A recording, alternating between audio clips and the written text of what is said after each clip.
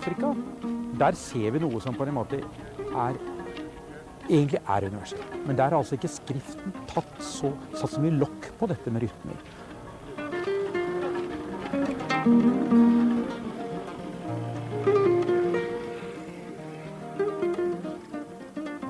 Og så det verdiskapinga i et samfunn, med all respekt, begynner ikke på børsen. Altså. Det begynner ikke på børsen. Det begynner i mennesker som får strengen til å dirre, og der rytmen sitter.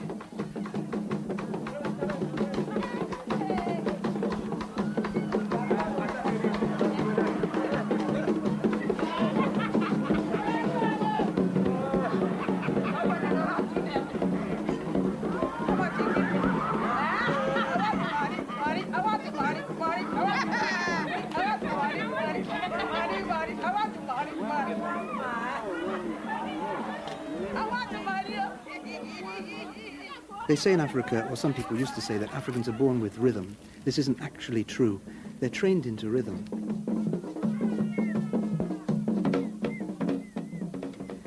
If you compare it to Europe, it's more that the Europeans have lost rhythm. It's not that the Europeans weren't born with rhythm, they've lost it. And the Africans still maintain a sense of rhythm. Now this toy teaches children, it's specifically a child's toy, it's not for adults, but it teaches children to play polyrhythms. There's two rhythms that you can get out of this instrument. One is a shake, and the other is this twisting movement, bounce, catch, and then it combines into a polyrhythm.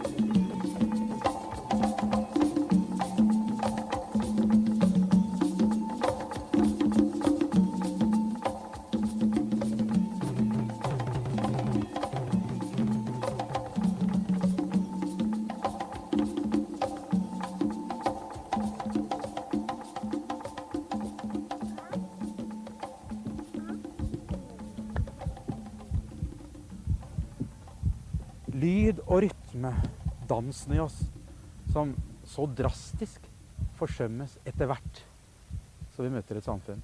Den er i selve utgangspunktet. Der har vi alle ligget i våre mødre og fått tak i de første livsprosessene i rytmer. The sound of the heartbeat of the child and the mother can create polyrhythms. So in a sense, child's exposed to polyrhythmic music. Every child, even not only Africans. But in Africa, what happens is after the child's born, they're kept for about 2 or 3 years on the mother's back. So if the mother's dancing, the child is exposed to music straight away. So usually by the time the child is walking, it's also dancing.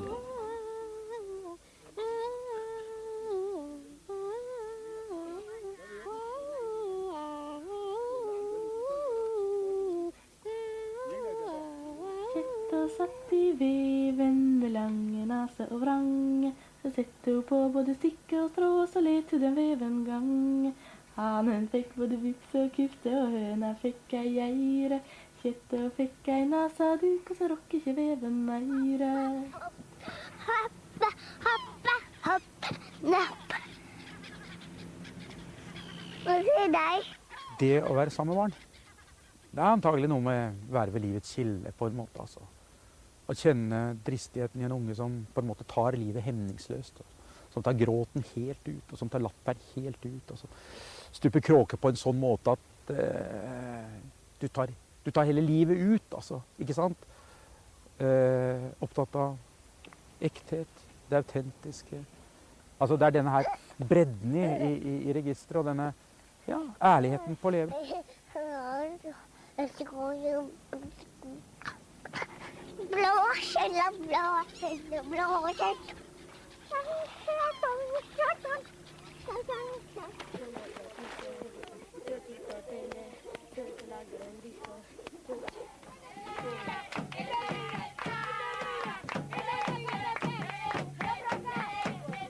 Målet for veldig mange da, slik som de opplever verden, er å bli voksen.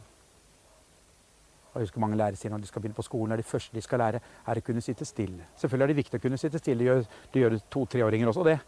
Ofte dypt konsentrert og sitte musestille kjempelenge hvis de er opptatt av noe. Men altså, sitte disiplinert stille etter hverandre er en sånn nøkkel. Og våre viltre kropper blir altså mer problematiske enn en ressurs for verden. Og så er det at de langsomt på en måte sosialiseres inn i roller. Slik at når vi ender opp som voksne, mange av oss, så tenker vi ikke over engang at vi ikke lenger har noe puls i oss. Det går så langsomt. Vi går så forsiktige, og kanskje til og med stolte at vi så å si behersker tenkningen uten på en måte å kunne kjenne nødvendigheten av å ta den ut i en kropp.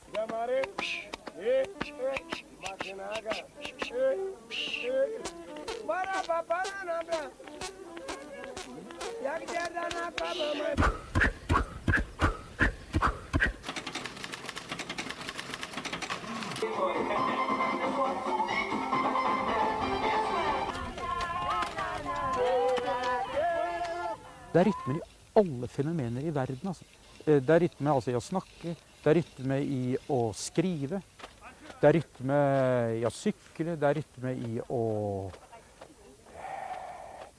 stå på ski, sparke fotball, danse, musikk. Det er jo åpenbart rytme i å strikke. Det er rytme overalt altså, i hva vi foretar oss.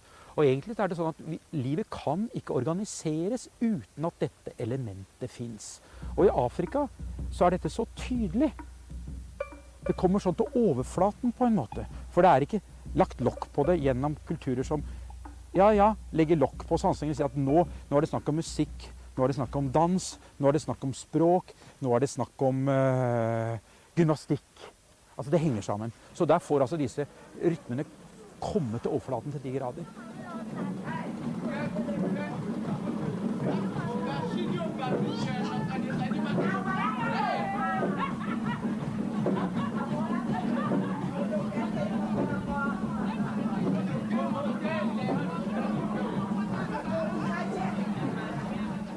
We've lost something in Europe. We've lost the fact that music was part of everyday life, part of a religious experience. Music has been more and more pushed into an entertainment role, into a corner, and it's only to go there on a Saturday afternoon or Saturday evening and have a dance.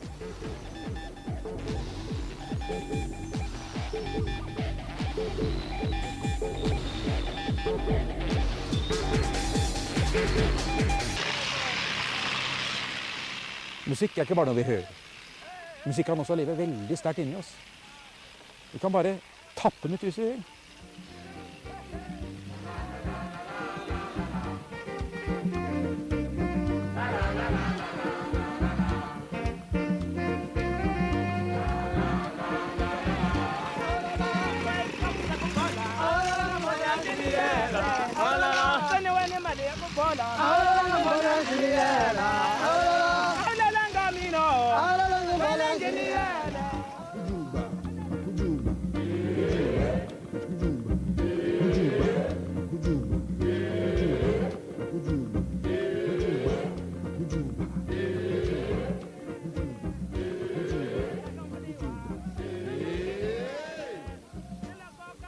Ikke tilfeldig da, at mens vi sier liksom cogito ergo sum, jeg tenker altså lever jeg, som er liksom nøkkelen til forståelse av tradisjonell intellektuell vesteuropeisk kultur, så sier afrikaneren da jeg danser og så lever jeg.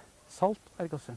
At det er selve det eksistensielle grunnlag, som ikke betyr at de bare går rundt og danser, men at de får altså mulighet til å mestre livet. At de får oppdrift altså, ut fra hoppkanten. Altså. Hvis altså oppdriften mangler, så går det detter du som en stein i bakken.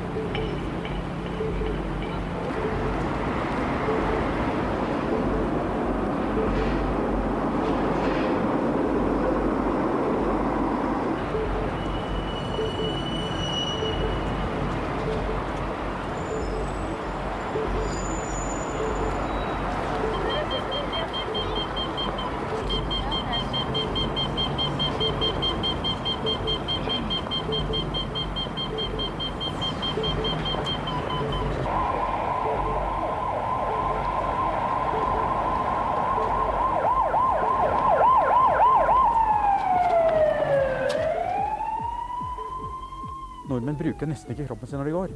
Altså hoftene er jo dønn stive. Armene beveger seg nesten ikke sant? Så går de i sånne rykk. Ikke sant? Ikke sant? Og de går, og de går, og de har altså, kroppen er på en måte ikke til stede når de går. Og de har ikke så stor oppgave, de skal kanskje bære en dokumentmappe inn på toget, altså. Det er ikke noe mer, det er ikke noe større oppgave enn det. Og så kommer vi til Kamerun. Og så får du bororo-kvinner.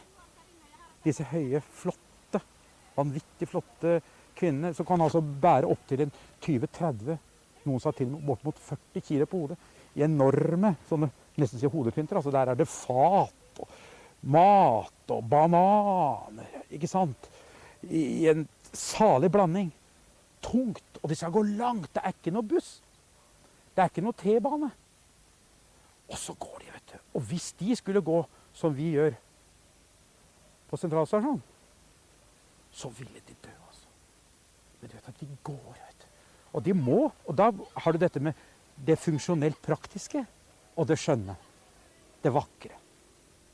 Fordi hvis ikke de bruker kroppen og finner punktet på rytmen sin, så vil de ikke klare å gå 100 meter. Altså prøv å balansere en bok. Jeg greier det ikke på hodet.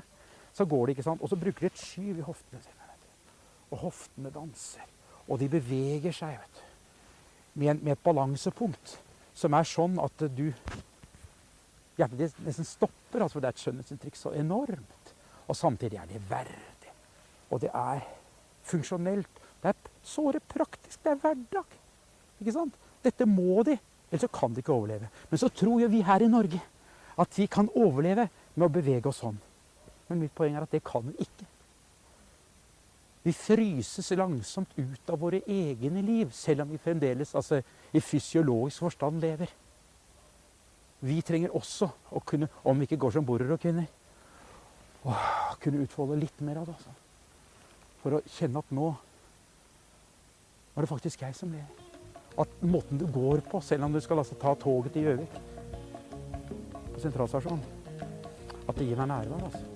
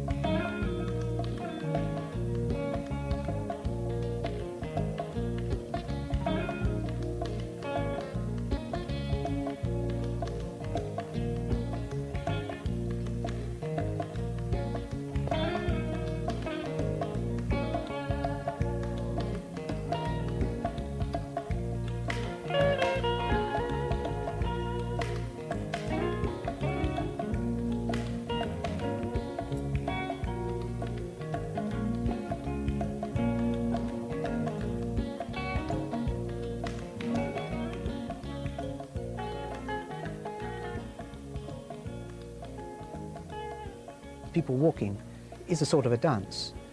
You know, it can be considered as a sort of a dance.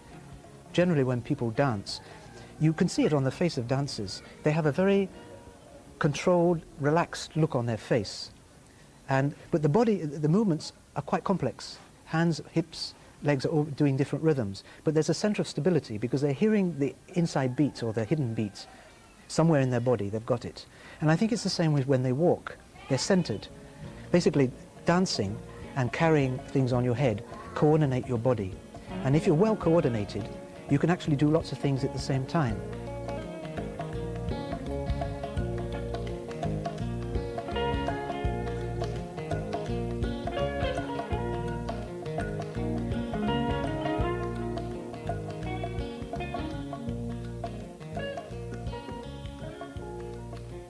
It's a psychological problem, actually, that Europeans are facing. They're decentered. They don't know exactly, they don't have any stable center. And lots of neuroses get carried over into the body, into the musculature. And you can see this when you take a European who is in a straitjacket, as you say, marching up and down like a robot.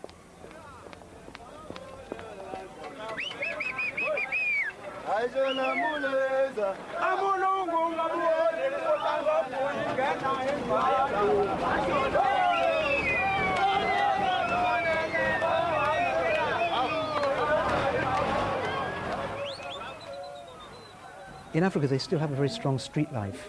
You meet people on the street, or the village street, or the city street, and you're extremely aware of everybody, because everybody on the street is a possible friend or person you might meet or talk to, because it's not just a question of getting from A to B, it's all the things that can happen in between.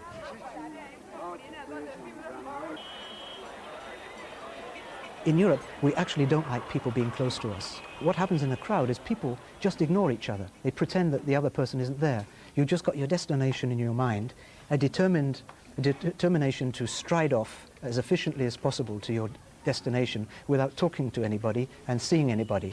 And of course, you often bump into people, because when you have lots of people who are pretending to each other that nobody's around, well, I find this in Europe. I'm always knocking into people, and they look so stunned when you actually touch them, because like it should never have happened, and yet they're not really aware of other people, or they're aware but they've cut it out, because the whole point about being on the street in Europe is only to get from A to B, the efficiency principle, just walking, marching off to some place.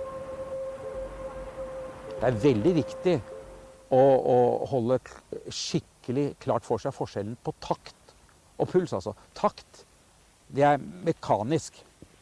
Det er soldater. Dang, dang. 1, 2, 1, 2. En støvel og en sko. Badam, badam. Sånn. Mens rytme, vet Det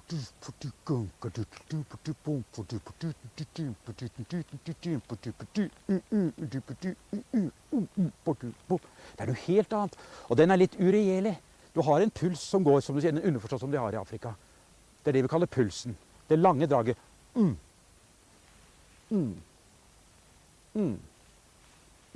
Og innenfor den pulsen så har du rytmen, altså livet innenfor pulslaget. Og det er liksom vår pust, vårt åndedrett inn i livet. Og så går den. På musikerspråk vi snakker om gruv, da. Finne gruven.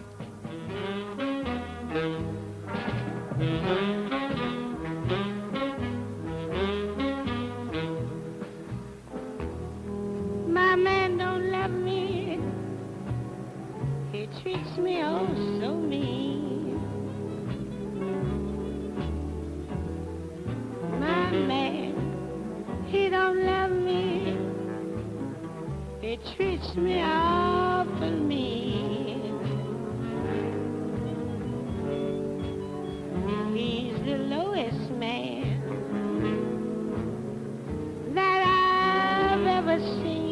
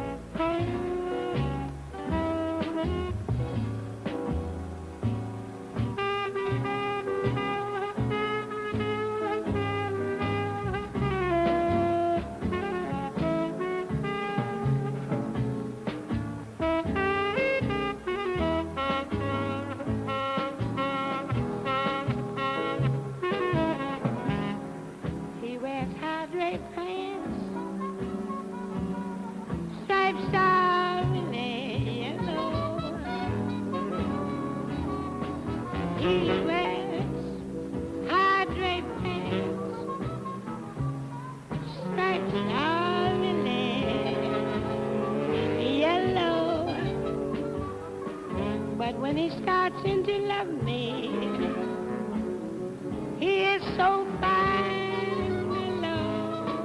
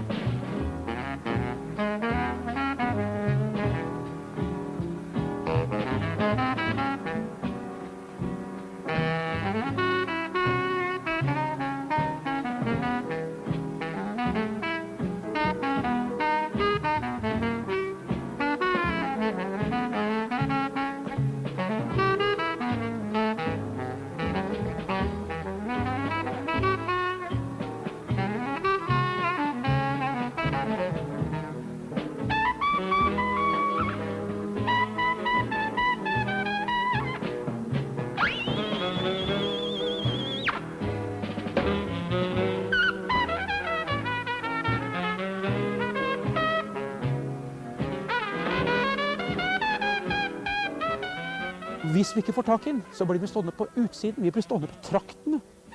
Livet går der. Livet har jo puls og rytme. Så blir vi stående ved siden av. Vi er ikke i det.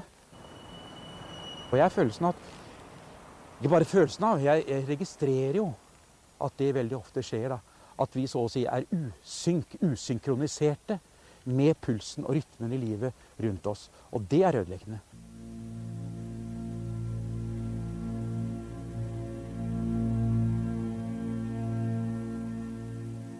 Vi blir musisk utviklingshemmede. Tenk deg mange som skal holde en tale på en fest, står der med manus. Ikke sant? Blar fram et eller annet som de har. Altså. Og de er jo fryktelig glad i han som skal feires da. Bestekameraten kanskje, står det sånn, tar de opp og så. Kjære jubilant, det er en stor glede for meg og min kone å få være til stede her i dag. Ikke sant? Men de er jo ikke til stede. De står der og leser på en sånn måte at det kunne like gjerne vært på månen. Og dette kan du ta fra felt til felt, og vi invalidiserer mennesker.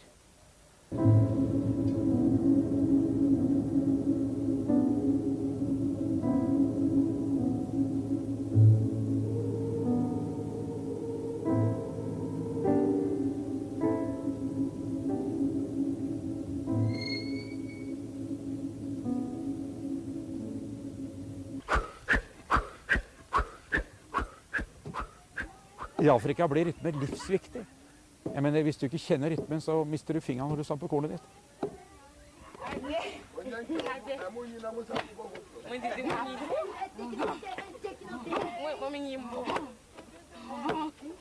When I first saw fufu being pounded, I could never understand how people literally never got their fingers broken, ever.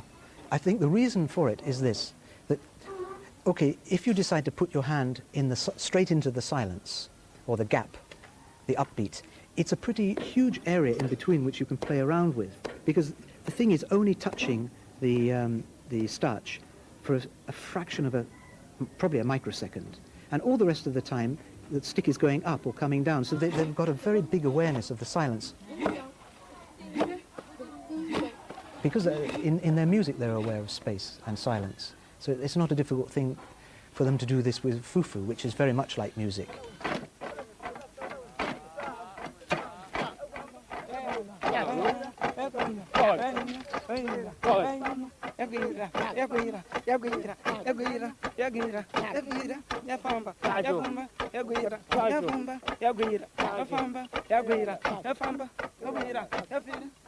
Here, folk music basically means everyday music, or rhythms that people, when they're hammering, doing work with hammers and saws and everything, they often put rhythms into them. Policemen put rhythms into, their traffic directing. In all sorts of funny places you find rhythms here. And it's a spill-off from this idea that there should be no separation between music and normal life.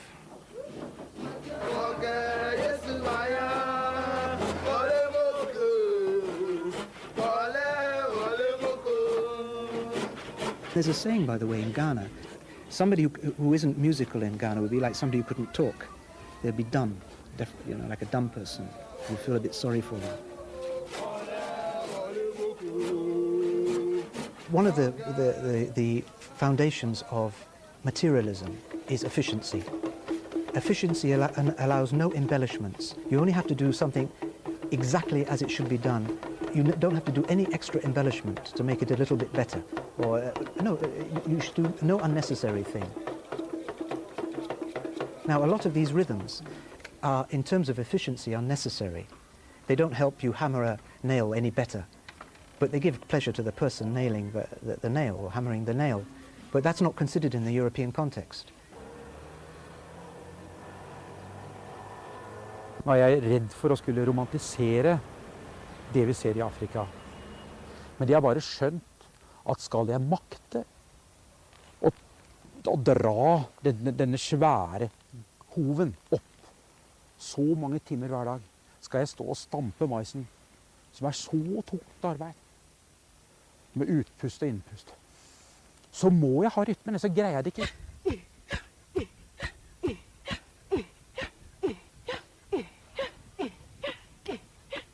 De blir på en måte ikke mekanisk effektive, de blir musisk effektive. De utløser maksimalt hva de har av feeling for å kunne overleve. På den måten oppstår jo ikke bare kultur, men kunst. Kunstuttrykk, for det blir vakkert også, vet du. Det vi ser når de står der og stamper marsen sin. Det blir enormt vakkert.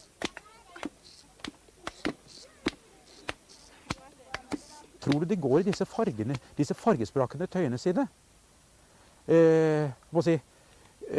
Bare for å vise seg fram, om det skulle komme noen fra Europa nå, eller en som skulle kjøpe stoffer til Paris. Fargene er en måte å overleve på. Det er en måte å kalle det musisk effektivitet, men vi har den mekaniske effektiviteten.